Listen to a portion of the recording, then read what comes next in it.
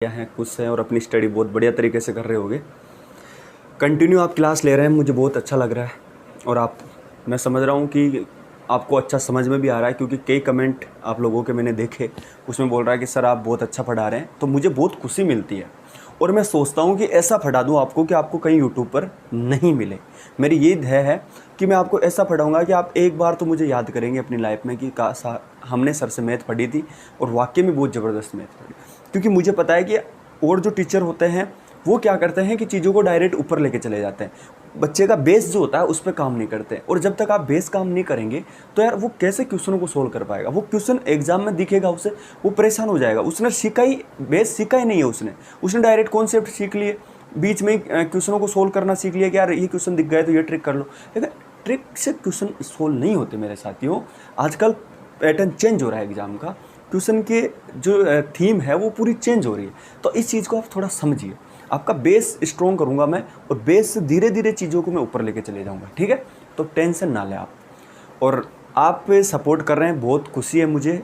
मैं आपसे दिल से शुक्रिया करता हूँ आप लोगों का कि आप मुझे बहुत सपोर्ट कर रहे हैं। ऐसे करते रहिए और चैनल को सब्सक्राइब करके उस घंटे वाले आइकन को ऑन रखिए। क्योंकि कल मैं कमेंट पढ़ रहा था तो कई बोल रहे थे सर क्लास का नोटिफिकेशन जो है हमारे पास पहुंच ही नहीं रहा। तो आप जब उसको सब्सक्राइब करें ना, तो वो नोटिफिकेशन पे क्लिक करें ताकि आपको नोटिफिकेशन पहुंच जाए। और टेलीग्राम को ज्वाइन कर लेना ताकि आपको आगे, कल मैंने क्वेश्चन डाले थे ग्रुप में भी, क्वेश्चन कई लोगों से हो ही नहीं पा रहे। तो आप अगर जो आपको नहीं हो पा रहे तो आप क्लास अटेंड करें, आपको फ़ायदा मिलेगा बहुत ज़बरदस्त, ठीक है। और अगर आप टेलीग्राम ज्वाइन नहीं करें तो डिस्क्रिप्शन में लिंक है, आप कर सकते हैं उसको, ठीक है। चलिए अब आगे बढ़ते हैं और क्लास पे पूरा ध्यान देते हैं। आज हम क्या पढ़ेंगे, देखिए मैंने शुरुआत करी है मैथ की बिल्कुल कति जीरो से। मैंने आपको डिजिट के बारे में बताया कि अंक क्या होता है, कुछ बेसिक सी बातें बताई, अभी तो कुछ हुआ ही नहीं। अंक के बारे में बताया, संख्या क्या होती है, अंकों से मिलकर संख्याओं का निर्माण होता है। फिर मैंने आपको कुछ संख्याओं पर आधारित एक दो क्वेश्चन सोल्व करवाए, कुछ फिर रिवर्स क्वेश्चन सोल्व करवाए कि कोई पैटर्न बना हुआ है ऐसे कि 1 2 3 4 5 6 ऐसा चल रहा है, और इसमें मान के चलिए 172 डिजिट्स हैं। तो इसमें 172 डिजिट्स हैं, तो बताइए इस संख्या के लास्ट के 4 डिजिट्स कौन से होंगे। अगर आपने ये क्लास नहीं अटेंड करी है, पहली बार अटेंड कर रहे हैं ना, तो आप कल जाके जो कल मैंने क्लास ली थी उसको आप ज़रूर करिए। प्लेलिस्ट बनी हुई है नंबर सिस्टम पे, प्लेलिस्ट में जाओगे चैनल की पे, वहाँ पे आपको मिल जाएगी, आप देख लीजिए। क्लास 2 में मैंने ये बताया था आपको, और क्लास 3 में भी मैंने इसको बारे में कुछ जिक्र किया था, ठीक है। तो आप उसको एक बार देख लें। चलिए आज जो हम पढ़ेंगे, आज हम पढ़ेंगे लोग के बारे में। देखो प्यारे साथियों, लोग आपने देखा होगा, आपने तो अगर कोचिंग ली भी रखी है कुछ, तो लोग तो आपने पढ़ाया ही नहीं होगा कम्पिटिटिव एग्जाम। लेकिन मैं बताता हूँ आपको, आज के टाइम में लोग पढ़ना बहुत ज़रूरी है, क्योंकि लोग पे भी कई क्वेश्चन आने लग रहे हैं, ठीक है। तो इस चीज़ को भी थोड़ा सा आप ध्यान दें कि हमें लोग तो पढ़ना है, और लोग इतना पढ़ ले कि हमारे एग्जाम में क्वेश्चन सोल्व हो जाए। लोग बहुत बड़ा है, लोग ये 11th-12th में चलता है, बहुत बड़ा लोग होता है, इसका लॉगरिथम का चैप्टर होता है पूरा। तो आप इतना आपको मैं लोग पढ़ा दूंगा कि आपका कम्पिटिटिव एग्जाम निकल जाए, ठीक है।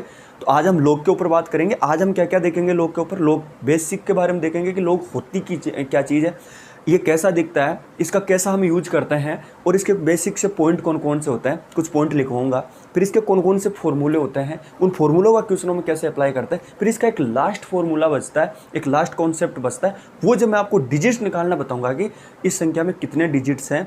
तो जो घातांक वाली संख्याएं होती है उनको सोल्व करने में, उनका डिजिट्स ज्ञात करने में हम लोग का प्रयोग करते हैं। तो वो मैं आपको बाद में बताऊंगा। पहले आप आज हम क्या क्या देख लेंगे, इसका बेसिक देख लेते हैं, इसके कुछ पॉइंट देख लें, इसके फॉर्मूले देख लेते हैं, और लोगों के क्वेश्चन देख लेते हैं, ठीक है। तो चलिए फिर आज वापस लोग पर थोड़ा काम कर लेते हैं, और बिल्कुल कतई नोट्स बनाते चले जाइए आप। देखो लोग है क्या चीज़, मैंने आपको इसके पॉइंट डाल लीजिए, आप लोग डाल के लॉगरिथम मैंने आपको कल करवाया था, कुछ बेसिक सी बातें 3-2-4 फॉर्मूले लिखवाए थे। आज वापस लिखूंगा, कोई टेंशन नहीं, और आज थोड़ा डिटेल में देखेंगे सारी चीज़ों को। देखिए लोग क्या होता है, मैंने आपको बताया था कि जो घातांक वाली जो संख्याएं होती है ना, जो घातांक के फॉर्म में होती है, उनको एक लिखने का तरीका होता है, ठीक है। जो एक्सपोनेंशियल जो होती है संख्या है, उनको एक लिखने का तरीका होता है, ठीक है। तो आप लिख लीजिए इसको, लोग, हिंदी में लिख लेता हूं, घातांक वाली संख्याओं को लिख लीजिए आप, उसको थोड़ा शॉर्ट में लिखने का एक तरीका है बस, और कुछ नहीं है ये। ठीक है, अभी समझा दूंगा कैसा तरीका है, अभी समझा दूंगा, पेशेंस रखिए। लोग इसको यहाँ देख लीजिए, घातांक वाली संख्याओं को लिखने का एक सिंपल सा तरीका होता है और कुछ नहीं है। अभी कैसे यूज करते हैं इसको अभी मैं बता दूंगा, ठीक। दूसरा, ये दिखता कैसे है। देखिए, लोग ऐसा होता है, यहाँ पे इसका बेस होता है, ठीक है प्यारे साथियों, ये बेस होता है, और ये जो बेस होता है ये कुछ भी हो सकता है, 10 भी हो सकता है, ए भी हो सकता है, या XYZ यानी समथिंग समथिंग कुछ भी हो सकता है। वो क्वेश्चन पे डिपेंड करेगा कि इसका बेस क्या लेना है। और ज़्यादातर जो हम पढ़ेंगे वो 10 बेस वाले लोग पढ़ेंगे, क्योंकि हमारे जो क्वेश्चन आएंगे वो 10 जो बेस होता है उस पर आधार होते हैं और उसी पे आते हैं। ठीक है, तो आप इसको लिख लीजिए। चलिए, यहाँ तक आपने लिख लिया। अब घातांक वाली संख्याओं को लिखने का एक तरीका है, तो कैसे हैं वो थोड़ा सा समझ लेते हैं। ठीक है, इसको मिटा देता हूँ। चलिए देखो, जैसे मान के चलिए मैं आपसे इसे बोलूं कि भाई 1 की पावर b बराबर मेरे पास n है। ठीक है, या आपको ऐसा समझ में नहीं आया तो आप ऐसे लिख लीजिए, मान के चलिए 2 की पावर 5 बराबर कितने हैं, 32। ये दो चीज़ आपके सामने है। ठीक है, 1 की पावर b बराबर n या 2 की पावर 5 बराबर 32, और मैं आपसे ऐसे बोलूँ कि इसको आप लोग में लिखिए, इसको लोग में चेंज करिए। ये घातांक है, इसको हमें लोग में बनाना है। तो जब आप इसको लोग में लिखेंगे तो लोग में कैसे लिखेंगे, यहाँ पे इसको ऐसे लिखेंगे, और ये क्या है, इसका आधार है, तो इसको आप यहाँ लिखें। और हमेशा ध्यान दें, जब इस आधार को आप यहाँ लिखते हैं तो इस आधार के ऊपर पावर जो लगती है ये n लगता है, तो ये ऐसे बन जाता है, ये n बराबर b। ये आपको समझना होगा और यही सबसे इम्पोर्टेंट चीज़ है। ठीक है, मैं आपसे बोलूं कि ये कोई ऐसी संख्या है, आप जब इसको लोग में लिखेंगे तो कैसे लिखेंगे, ऐसे लिखेंगे। ठीक है, यहाँ पे आधार a आ जाता है और उस आधार के ऊपर जो पावर आती है वो आती है n और बराबर b। अब आप इसको समझिए कि इसको कैसे लिखेंगे, तो आप इससे अच्छे समझ देंगे, है ना। तो कैसे, आपने लिखा लोग, ठीक है प्यारे साथियों। अब आपको कुछ नहीं करना, सबसे पहले 2 लिखना है यहाँ पे, और इसके ऊपर हमें क्या लिखना है, यह n यानी 32, और यहाँ पे कितना लिख लेना है, 5। ये लिखने का तरीका होता है, कोई भी घातांक वाली संख्याओं को लोग में लिखने का तरीका ये होता है। अभी तो मैं केवल आप इसको कुछ बेसिक ही बता रहा हूँ। लोग क्या है, घातांक वाली संख्या होती है, एक फॉर्म होती है घातांक वाली, उनको लिखने का एक तरीका होता है। दूसरी चीज़ मैंने आपको ये भी बताया था कि लोग जो होता है हमेशा, पहले कल क्वेश्चन मैंने लिया था कि जो बड़ी संख्याएं होती है उनको छोटा करने का काम करता है। तो वो कैसे करता है वो मैं आपको आगे बताता चला जाऊंगा। ठीक है, इतना लिख लीजिए आप, मैं उम्मीद करता हूँ आपको ये समझ में आ गया होगा। अब एक चीज़ बताइए प्यारे साथियों, मैं आपको ये पूछूँ कि अगर कोई संख्या लोग में 2 की पावर 64 लिखी हुई है और इसके बराबर x लिखा हुआ है, तो आप x की वैल्यू क्या बताएंगे। आपको शायद यहाँ तक तो दिख ही रहा होगा, कल कई समस्या आ रही थी कि सर नीचे दिखता नहीं है।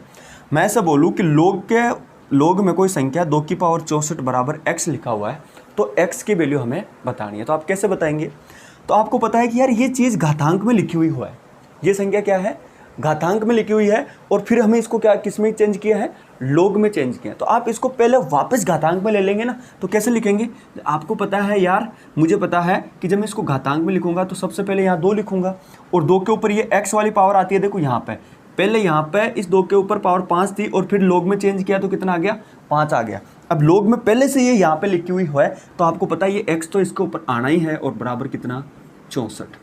अब आपको पता है कि ये ऐसी समीकरण बन गया 2x बराबर 64, और आपको पता है इसको आधार में हम चेंज कर सकते हैं। तो ये हो गया। अब आपको मैंने बताया था कि ये 2 के जो फॉर्म होते हैं, 2 की पावर 1, 2 की पावर 2, 2 की पावर 3, ये कितने होता है, तो आपको याद है अच्छे से। तो ये कितने हो जाएंगे आपका, 2 की पावर 6। आपको समझ में आया, क्योंकि 2 की पावर कितनी होती है, 2 की पावर 2 4, 2 की पावर 3 8, 2 की पावर 4 16, और 2 की पावर 5 32, 2 की पावर 6 64। तो ये 64। तो यहाँ पे जब आधार समान होते हैं तो घातें भी क्या हो जाती है, समान हो जाती है, और इसका मान कितना आ गया, ये आ गया। ठीक, तो यहाँ पे अगर मैं x की वैल्यू बात करूँ तो x का मान कितना आ गया हमारे पास, 6 आ गया। आपको ये बात समझ में आ गई, लिख लीजिए इसको। और भी लेंगे अभी 1-2 एग्जाम्पल, टेंशन ना लें। चलिए आगे चलते हैं। इसका स्क्रीनशॉट ले लीजिए आप, अगर आपको वैसे समझ में नहीं आए तो स्क्रीनशॉट ले लें, फटाफट ले लें इसका। चलिए मिटा देता हूँ और लेते हैं इसी पे। अभी तो हम बेसिक ही पढ़ रहे हैं इसका, ठीक है, और ले लेते हैं। चलो मुझे एक चीज़ बताओ, अगर कोई संख्या 2 की पावर x बराबर 32 है तो आप इसको लॉग में कैसे लिखेंगे? अगर 2 की पावर x बराबर 32 है तो आप इसको लॉग में कैसे लिखेंगे? तो आप बोलेंगे सर हम क्या करेंगे, सबसे पहले यहाँ पे ये 2 लिखेंगे, फिर इसके ऊपर ये कितने लिखेंगे, 32 लिखेंगे और बराबर x। अब आप मुझे ये सोल्व करने का तरीका आप डायरेक्ट यहीं बता सकते हैं, और आप डायरेक्ट वैसा करके ना बताए जैसे मैंने आपको पहले बताया, आप यहीं बता सकते हैं कि मैं इस 2 के ऊपर क्या पावर रखूं कि आंसर कितना आ जाए, 32, और वही हमारा x का मान होगा। क्योंकि जब हम इसको घातांक में चेंज करते हैं तो आपको पता है कि हम इस पर x लगाते हैं और फिर 32 लगाते हैं, फिर उसको हम सोल्व करते हैं। तो क्यों ना हम यहीं सोल्व कर दें कि इस 2 के ऊपर कितनी घात लगाऊं कि आंसर 32 आ जाए। तो आप देखेंगे कि सर 2 के ऊपर अगर आप 5 लगाते हैं तो हमारा आंसर कितना आ जाएगा, 32। तो इसका मान डायरेक्ट कितना आ गया, 5। तो देखो आप एक चीज़ समझिए यहाँ से कि इसका सीधा सा आंसर कितना आ गया, 5। अब देखो log 2 की पावर 32 को जब आप सोल्व करेंगे तो पता नहीं कितने आंसर आते हैं, और आप डायरेक्ट log में इसका आंसर कितना आ गया, देखो 5। तो आपको समझ में अच्छे से समझ में आ गया होगा कि बड़ी संख्या को छोटा करने का काम कर देता है। आपको समझ में आ गया अच्छे से। देखो अगर आप 2 की पावर 32 को सोल्व करते हैं तो पता नहीं कितने तक ये मान जाता है, हमें पता भी नहीं होता और हम सोल्व नहीं कर पाते, और log में डायरेक्ट कितना आ गया, 5। आपको बात ये समझ में आ गई। चलिए और ले लेते हैं एक। मैं आपसे ऐसा बोलूं कि अगर log 1 की पावर x है और यहाँ पे कितना है, n है, ये मान के चलो, तो आप इसको घातांक में चेंज करिए, एक्सपोनेंशियल में इसको चेंज करिए। तो आप इसको कैसे चेंज करेंगे? आप बोलोगे कि सर जब इसको मैं घातांक में चेंज करूँगा तो मुझे पता आधार तो मेरा ये सही ऐसा आता है और ये इस पर लग जाता है और बराबर कौन सा आ जाता है, x। आपको ये चीज़ आनी चाहिए, ये आगे आपको बहुत काम आएगी, ठीक। ये कुछ बेसिक सी बातें हैं जो मैंने आपको बताई। चलिए अब आगे चलते हैं। अब आपको कुछ इंपॉर्टेंट पॉइंट लिखना है, ठीक है। सबसे पहले आपको यहाँ लिख लीजिए, आप, मैं यही बता देता हूँ। log का पॉइंट नंबर फर्स्ट डाल लीजिए आप, पॉइंट फर्स्ट, ठीक है। अब पॉइंट फर्स्ट पे हम थोड़ा काम करते हैं कि यार पॉइंट फर्स्ट क्या होता है। log के कुछ पॉइंट हैं, फिर मैं इसके फॉर्मूले बताऊंगा। बेसिक मैंने आपको बता दिया कि कैसे कैसे ये यूज होता है, ठीक। अब पॉइंट लिखते हैं। देखिए पॉइंट क्या है, अगर मान के चलिए कोई संख्या ऐसा है कि log 1 की पावर a, तो इसका आंसर यहाँ पे सीधा सीधा आ जाएगा 1। समझ में आई मेरी बात? अगर कोई संख्या log 1 की पावर 1 है, यानी सेम अगर उसकी संख्या है, यहाँ पे आधार और उसकी घात सेम है, तो उसका मान कितना आ जाएगा, 1 आ जाएगा। अब आप बोलोगे सर क्यों आया, तो इसको थोड़ा समझिए, वाई, क्यों, अभी एक्सप्लेन करता हूँ। मैं ऐसे बोलता हूँ कि यार ये जब आपने log में लिखी तो उससे पहले ये घातांक में कैसे थी, तो आप बोलोगे सर ये ऐसे थी, ये आधार यहाँ पे, ये पावर यहाँ पे लगती है, बराबर 1, और 1 की पावर जो भी है कितने लगा दो आप, 1 की पावर एक को सोल्व करेंगे तो आंसर कितना आना है, ए आना है। तो आप इस चीज़ को समझे मेरी बात को, और जब आप इसको आप वापस log में चेंज करेंगे तो आंसर कौन सा आ जाएगा, ये। अब यहाँ पे एक चीज़ अपवाद है, वो क्या कि यहाँ पे 1 का जो मान है ना, वो कभी भी 1 नहीं आना चाहिए, ठीक, और 0 भी नहीं आना चाहिए, 0 से बड़ा ही आना चाहिए। ये चीज़ आपको समझ में आनी चाहिए। ये जो आधार है ना, इसका जो मान है हमेशा 1 के बराबर नहीं आना चाहिए, और 0 भी नहीं आना चाहिए, 0 से बड़ा आना चाहिए, ठीक। अब ये ऐसा क्यों होता है ये मैं आपको आगे बताऊंगा थोड़ा, ठीक है। यहाँ तक आप समझ लिए।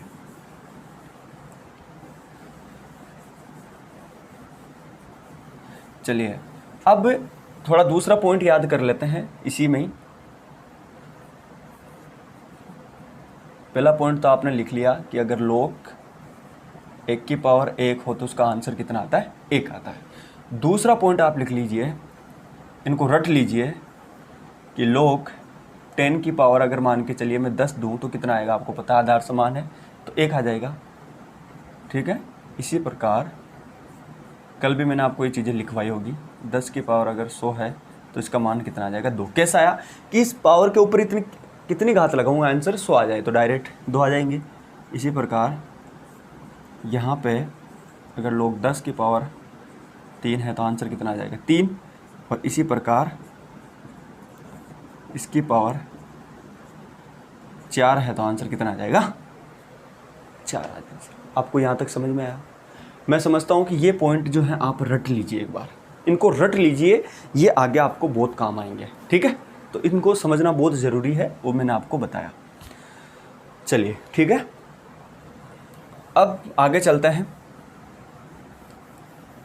और अभी मैंने आपको थोड़ी देर पहले बताया कि यार इसका जो मान है लोग आधार का जो मान है, अभी थोड़ी देर मैंने बताया कि इसका ये मान जो होता है 1 कभी नहीं हो सकता। आधार जो है ना इसका वो 1 कभी नहीं हो सकता, 1 से बड़ा ही होना चाहिए। अब ऐसा क्यों होता है? मान के चलिए मैंने यहाँ पे लिख लिया कि लोग आधार 1 है और 10 है और इसके बराबर मैंने क्या लूँ ऐसी संख्या। अब थोड़ी समझिए मैं कैसे बता रहा हूँ कि यहाँ पे 1 क्यों नहीं आ सकता। आप मुझे एक चीज़ बताइए, आप इसको अभी थोड़ी देर मैंने पहले सोल्व किया, यहाँ लिख लेते हैं, यहाँ 1 है और 10 और यहाँ पे 100। अब इन दोनों में थोड़ा सा कंपैरिजन करते हैं हम। अभी बताता हूँ यहाँ पे 1 क्यों नहीं आता। मुझे एक चीज़ बताओ, अभी थोड़ी देर पहले मैंने आपको ये बताया कि यार मैं इस 10 के ऊपर कितनी पावर लगाऊं, इस 10 के ऊपर कितनी पावर लगाऊं कि आंसर कितना आ जाए 100 आ जाए। तो आप सीधे से बोल दिए कि सर अगर आप 2 लगाते हैं ना यहाँ पे तो आपका आंसर कितना आ जाता है 100 आ जाता है। ये बात समझ में आई आपको? फिर से समझ आता हूँ। मैं आपसे पहले थोड़ी देर पहले बताया कि लोग को डायरेक्ट क्वेश्चन सोल्व करने का तरीका यही है कि इसके बराबर यहाँ कितना आएगा, तो आप ये देखिए कि इस 10 के ऊपर ऐसी कौन सी पावर लगाऊं कि उसका आंसर कितना आ जाए 100। तो आपने सीधा सा बता दिया कि अगर सर अगर आप यहाँ पे 2 लगाते हैं तो 100 आंसर आ जाता है। तो फिर मैं ये चीज़ आपको यहाँ पूछूं कि यार मैं इस 1 के ऊपर क्या पावर लगाऊं कि उसका आंसर कितना आ जाए 10 आ जाए। तो आप बताइए कौन सी पावर लगाएगी कि इसका आंसर 10 आ जाए। तो आप ये चेक कर पाएंगे कि यार ऐसी तो कोई संख्या है ही नहीं कि उसका आंसर मैं 10 लिया हूँ। तो आपने फाउंड करा इस चीज़ को, नहीं खोज पाए ना इस चीज़ को कि कौन सी संख्या है। आप 1 रखेंगे, 2 रखेंगे, 3 रखेंगे, 4 रखेंगे, 5 रखेंगे, कौन सी रखेंगे? कुछ समझ में नहीं आ रहा। ठीक, आप अगर मान के चलिए कोई भी संख्या होती है और उसका पावर अगर 0 होती है तो भी वो क्या होती है, उसका आंसर 1 ही आता है। तो आप कोई भी रख लीजिए, 0 रख लीजिए, 1 रख लीजिए, 2 रख लीजिए, 3 रख लीजिए, 4 रख लीजिए, 5 रख लीजिए, कुछ भी रख लीजिए, उसका आंसर तो 1 ही आना है। क्यों? क्योंकि आप 1 के ऊपर मान के चलिए आपने 0 लगाया तो भी आपका आंसर कौन सा है 1। अगर मान के चलिए आपने 1 के ऊपर 1 लगाया तो भी 1 आया, आपने 1 के ऊपर 10 लगाया तो भी 1 आया। तो इसका मतलब है कि ये x की कोई फिक्स वैल्यू नहीं है। इसके बराबर हमने x मान लेते हैं ना, तो x की कोई फिक्स वैल्यू नहीं है कि उसका आंसर यहाँ पे 10 आ जाए। तो ये लोग यहाँ लिख लेता हूँ, लोग 1 की पावर 1, ये रूल लगता ही नहीं, ये एक अपवाद है। आप इसको ऐसे लिख लीजिए, ऐसे ही लिख लीजिए इसको, ठीक है? अपनी बुक में आप ऐसे ही लिख लीजिए, ऐसे ही लिख लीजिए, ठीक? कि लोग 1 की पावर 1 यानी लोग 1 का रूल फॉलो नहीं करता ये, क्योंकि मैंने आपको यहाँ एक्सप्लेन किया, क्योंकि 1 के ऊपर कौन सी पावर लगाई कि आंसर 10 आ जाए। तो आप समझा रहे हैं कि सर पता नहीं कौन सी पावर लगाऊं, मेरे तो कुछ फॉलो ही नहीं हो रहा है ये चीज़ें, ठीक है? तो आप इसको फॉलो नहीं कर सकते। आप इस चीज़ से ध्यान रखिए, यहाँ पे आप 1 नहीं ले सकते। अगर 1 ले लिया तो यहाँ पे कोई भी चीज़ होगी 10 होगी तो ये इसको फॉलो ही नहीं कर सकता, ठीक? तो यहाँ पे आप इसको अच्छे से नोट कर लें, ठीक है? चलो अब आगे चलते हैं थोड़ा।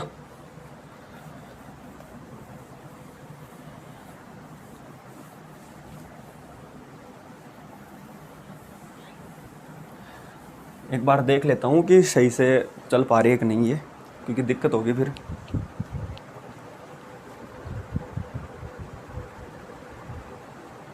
ठीक है, सही चल रही है, क्योंकि फिर बाद में बीच में कटिंग होगी, कई प्रॉब्लम होगी तो समस्या होती है ना। और यार मज़े से सीखो, कोई भी चीज़ सीखो इतनी मज़े से सीखो कि वास्तव में मज़ा आ जाए, ठीक है? चलिए आगे चलते हैं फटाफट, टाइम नहीं है हमारे पास। देखो मैंने आपको कुछ बेसिक बातें बताई, ठीक है, और कुछ इसके पॉइंट बता दिए, 2 चीज़ हमने क्लियर कर ली, ठीक है? अब एक चीज़ थोड़ा सा हम एक छोटा सा एक एक्सप्लेन और कर देता हूँ, ताकि हम इसके कुछ नॉर्मल क्वेश्चन आते हैं उनको सोल्व कर लेते हैं, ठीक है?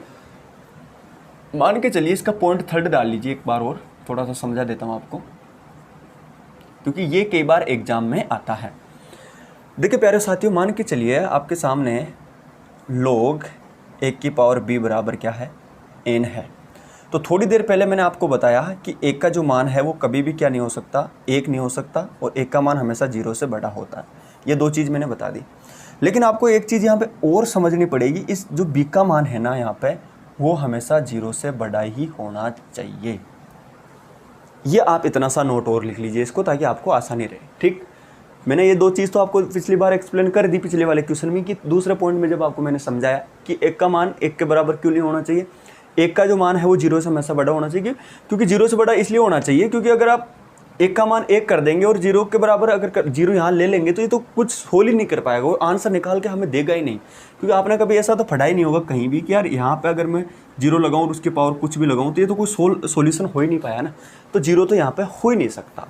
ठीक है प्यारे साथियों, तो ये 2 चीज़ आपको समझ में आ गई। हाँ, अब बात कर लेते हैं यार, इसका मान हमेशा 0 से बड़ा ही होना चाहिए।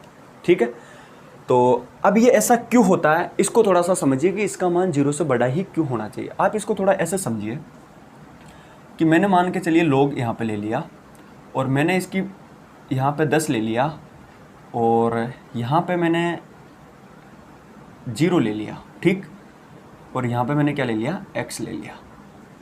अब मुझे एक चीज़ आप ये समझा दीजिए कि यार अगर मैं मान के चलो यहाँ पे 0 ले लेता हूँ, क्लियर है, यहाँ पे 10 ले लेता हूँ, तो मुझे एक चीज़ ये बताइए कि मैं यहाँ पे 10 के ऊपर ऐसी कौन सी पावर लगाऊं कि उसका मान क्या आ जाए, 0 आ जाए।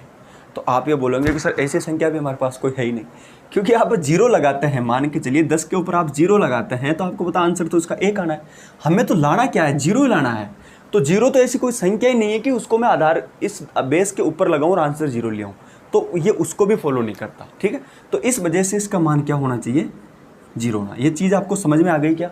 वापस समझाता हूँ भाई। मैं आपको ये पूछूं कि यार log 10 की पावर 0 लिखी हुई है, और मैं आपसे ये बात करूं कि मुझे एक चीज़ बताइए कि मैं 10 के ऊपर क्या पावर लगाऊं कि आंसर 0 आ जाए। जैसे मैंने थोड़ी देर पहले आपको बताया ये वाला रूल, log 10 की पावर अगर 100 हो तो मैंने आपको बताया 10 के ऊपर कितनी पावर लगाए कि 100 आ जाए। आप बोले सर 2, तो फिर हम आपको ये बोलूँ कि 10 के ऊपर कौन सी पावर लगाऊं कि आंसर 0 आया। ऐसी कोई संख्या है ही नहीं, तो ये इसको भी फॉलो नहीं करता। तो ये पॉइंट लगा लीजिए। और अब हम क्वेश्चन करते हैं जो एसएससी में इस पर रिलेटेड क्वेश्चन पूछा गया था। ठीक है, लिख लीजिए फटाफट। चलो अब एक क्वेश्चन लिख लेते हैं, बहुत इंपॉर्टेंट है ताकि आपको आसानी रहे उसमें। देखिए क्वेश्चन मैं लिखवा देता हूँ आपको। क्वेश्चन पूछा गया था एसएससी के अंदर। देखिए क्वेश्चन ये है मेरे प्यारे साथियों, क्वेश्चन लिख लीजिए। अब हमने बेसिक सीखा, फिर इसके कुछ 2-4 पॉइंट सीखे। अब इन 2-4 बेसिक, इसके 2-4 पॉइंट के ऊपर नॉर्मल से क्वेश्चन हैं जो एग्ज़ाम में हमें पूछे जाते हैं, तो हम उनके ऊपर थोड़ा सा काम कर लेते हैं। और फिर हम इसके फॉर्मूले देखेंगे, और फॉर्मूले पे बेस जो क्वेश्चन आएंगे हम उनको देखेंगे। और फिर इसका एक लास्ट कॉन्सेप्ट बताता है, डिजिट ज्ञात करने में log का कैसे प्रयोग होता है, वो मैं आपको आगे डिटेल में बताऊँगा। तो फिलहाल अभी थोड़ा सा पेशेंस रखिए। देखिए क्वेश्चन था, कई बार क्वेश्चन आते हैं इसके कि x के किस, ये एसएससी में पूछा गया क्वेश्चन है, x के किस मान के लिए, आप टेंशन न लें, धीरे ही हम क्वेश्चनों का डायरेक्ट लिखने का भी काम कर देंगे। x के किस मान के लिए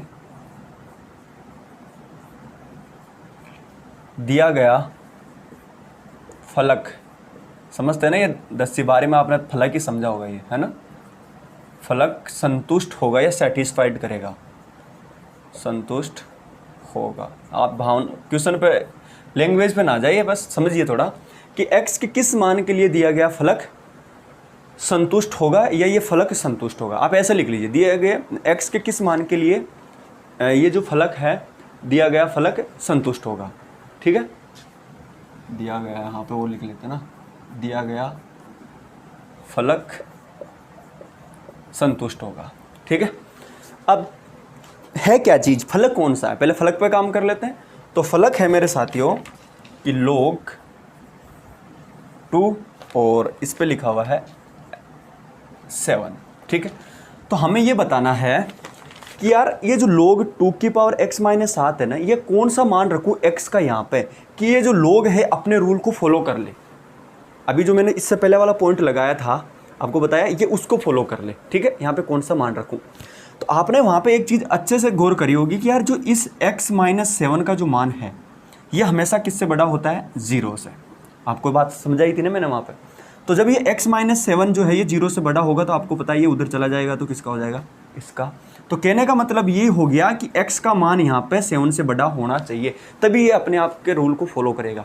अगर मान के चलिए आप यहाँ पे इसको 7 के बराबर कर देंगे तो ये तो 0 हो जाएगा, और यहाँ पे ऐसा कौन सा मान रखो कि वहाँ पे 0 आ जाए, तो ऐसा तो पॉसिबल ही नहीं है। तो इस वजह से यहाँ पे जो x की वैल्यू है वो 7 से बड़ी ही आएगी। क्लियर होगी ये बात आपको। चलिए एक क्वेश्चन इसी पे लिख लेते हैं, ये पहला क्वेश्चन हो गया यहाँ का। इसमें एक क्वेश्चन और लिख लेते हैं, फिर हम आगे चलते हैं। देखिए दूसरा क्वेश्चन लिख लीजिए आप, log 3, उसकी वैल्यू मैंने x माइनस लो ले ली।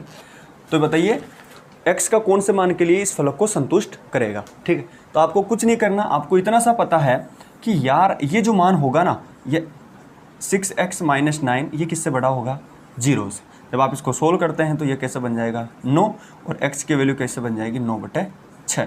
ये आपको सोल्व करना आता है ना, आता है ना इनको कैसे सोल्व करते हैं, ये क्यों होता है ऐसा।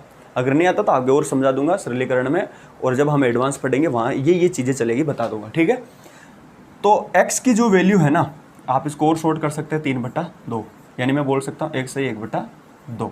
ठीक है, यानी जो x की वैल्यू यहाँ पे जो होगी ना वो 3/2 से, यानी 1 सही 1/2 से, यानी 1.5 से ज़्यादा होनी चाहिए, तब जाके अपने आप को फॉलो कर लेगा, ये संतुष्ट अपने आप को फॉलो कर लेगा। ठीक है, कहने का मतलब ये है। आगे चलते हैं अब। ठीक है, आपको यहाँ बात समझ में आ गई। अब ये मैं आज मुझे लगता है कि इस वीडियो में भी हमारा इस लाइव सेशन के थ्रू भी आज लॉग कंप्लीट नहीं होगा, क्योंकि अगर मैं जल्दबाजी करूँगा तो आपकी चीज़ें स्लिप होती चली जाएगी, तो फिर दिक्कत हो जाएगी ना। तो ये सिस्टम है। एक क्वेश्चन और ले लेते हैं, चलिए इसमें अगर आपको आता है तो कर लेते हैं। यहाँ पे 10 है और मैंने इसको लिखा 10, फिर मैंने यहाँ पे लिखा 10। ठीक है प्यारे साथियों, फिर मैंने यहाँ पे लिखा 10 और डॉट डॉट डॉट डॉट, ये इन्फिनिटी तक चल रहा है। ठीक है, मैंने आपको क्या लिखा है यहाँ पे, log 10, फिर उसके पावर है, ये ध्यान रखना ये पावर है इसके ऊपर, है ना। फिर 10 मल्टीपल 10, फिर इसका अंडर रूट में 10, और ये यहाँ तक संख्या चल रही है। तो हमें बताइए इसका मान क्या होगा, इसको सोल्व करने का तरीका क्या है, ये बताइए। तो प्यारे साथियों बहुत इंपॉर्टेंट क्वेश्चन है, यही नहीं यहाँ पे कई सारे क्वेश्चन बनते हैं, जैसे मान के चलो 6 + 6, फिर यहाँ पे 6। ठीक है, ठीक है, फिर यहाँ पे ये भी चलती है 6 - 6, ऐसी कुछ संख्या चलती है। तो ये 3 पैटर्न होते हैं। ये मैं आपको जब सिंप्लीफिकेशन पढ़ाऊंगा ना, और जब सरलीकरण वाला चैप्टर हम देखेंगे कंप्लीट, वहाँ पे शॉर्ट ट्रिक, क्वेश्चनों को सोल्व करने का जल्दी तरीका, कैलकुलेशन पास्ट करने के तरीके, कुछ मेथड, इंपॉर्टेंट रूल, है ना, और बोर्ड मास का नियम, डिजिटल सम, वो सरलीकरण में आपको सिखा दूंगा सब कुछ। अभी केवल आप इतना समझ लिए कि इनको हम कैसे यहाँ पे शॉर्टकट कर सकते हैं। ठीक है, तो देखिए इसको होता क्या तरीका है कि अगर ये कोई संख्या गुणा में है और ये इन्फिनिटी तक चल रही है, तो डायरेक्ट जो इसका आंसर आता है वो कितना आता है, 10 आता है। इस चीज़ को आप समझिए। ठीक है, आप इसको अच्छे से समझ लीजिए कि जब आप इसको सोल्व करते हैं और ये चीज़ इन्फिनिटी तक चल रही है और बीच में गुणे वाला चिन्ह आता है, मल्टीप्लिकेशन, तो और आप इस चीज़ को जब सोल्व करते चले जाएंगे तो इसका जो आंसर आएगा वो ओनली फॉर 10 आएगा। तो आपको पता है थोड़ी देर पहले आपको मैंने लिखाया था कि अगर log 10 है और उसके ऊपर भी पावर 1 है, तो जब सेम पावर हो तो आंसर कितना आता है, 1। ये आपको अच्छे से समझ में आया होगा। ठीक है, चलो आप इसको उतार लीजिए। ठीक है, तो यहाँ तक मैं उम्मीद करता हूँ आपको समझ में आया होगा। अगर फिर भी आपको समझ में नहीं आया है तो हम एक बाद में क्लास लगाएंगे कभी, आपके जो भी डाउट है उनको एक बुक में लिख लीजिए। जब मैं एक लाइव सेशन करूँगा आपको लाइव आपसे बात, तब आप उनका बारे में जिक्र करिए, तो हम उसके आगे ये क्लास लगाएंगे। ठीक है, और एक बार क्वेश्चन देख लेते हैं, फिर आगे चलते हैं और फिर इसके फॉर्मूले पे बात कर लेते हैं। एक क्वेश्चन और निकलवा लेते हैं आप लोगों से। चलो छोड़ो, कोई क्वेश्चन इंपॉर्टेंट नहीं दिख रहा, जब मैं इसकी प्रैक्टिस शीट दूंगा तब आपको अच्छे से समझ में आ जाएगा। ठीक है, अब 3 चीज़ हमने अब तक इसके बारे में क्या क्या पढ़ी, यह थोड़ा रिवीजन करना बहुत ज़रूरी है। पहले एक बार लाइव सेशन देख लेता हूँ, कहीं दिक्कत ना हो जाए। ठीक है, ठीक चल रहा है। मैंने अभी तक क्या बताया, log क्या चीज़ है ये बताया आपको मैंने, log क्या चीज़ है, फिर log का हम कैसे यूज करते हैं, log में उस घातांक वाली संख्या को कैसे लिखते हैं, और फिर उनको वापस हम घातांक में कैसे लिखते हैं, और फिर इसके मैंने कुछ पॉइंट बताए। लोग का फिर एक दो क्वेश्चन करवाया पॉइंट के बेस पे, ये कैसे संतुष्ट करता है अपने आप को, और जो इसके इंपॉर्टेंट 2 पॉइंट लगाए कि घात का जो मान है हमेशा इसका आधार का वो 1 से बड़ा, ठीक है, और 0 से भी बड़ा होना चाहिए, ठीक है, ये चीज़ मैंने आपको समझाई। इसके अलावा b का जो मान है वो 0 से हमेशा बड़ा होना चाहिए। क्यों होना चाहिए इसके बारे में मैंने आपको अच्छे से एक्सप्लेन किया। फिर इसके हम 2-3 क्वेश्चन सोल्व किए। यहाँ तक हमने इसके बेसिक बातें और कुछ इंपॉर्टेंट चीज़ें देख ली, क्वेश्चन भी देख लिए जो एग्जाम में पूछे जाते हैं। अब हम इसके फॉर्मूले देखते हैं और फॉर्मूले पे आने वाले क्वेश्चनों पे बात करते हैं, ठीक है। तो मुझे लगता है कि ये वीडियो बड़ा होता चला जा रहा है और 30 मिनट के ऊपर हम चल चुके हैं समथिंग। तो पहले एक बार फॉर्मूले तो लिख लीजिए। इसके 7 फॉर्मूले हैं, ठीक है, हम 7 फॉर्मूले पे काम करेंगे। तो एक बार 7 ही फॉर्मूले मैं आपको लिखवा देता हूँ, फिर कल डायरेक्ट क्वेश्चन सोल्व करेंगे हम, ठीक है। पहला फॉर्मूला आप लिख लीजिए। पहला क्या है मेरे प्यारे साथियों, अगर लोग, यहाँ पे बेस है, मैंने मान के चलूँ इसका बेस ले लिया मैंने ये, और मैं लिखवा दिया यहाँ पे x.y। इसका मतलब आप समझ रहे हैं ना अच्छे से, यानी लोग का बेस 10 है और .x-y है।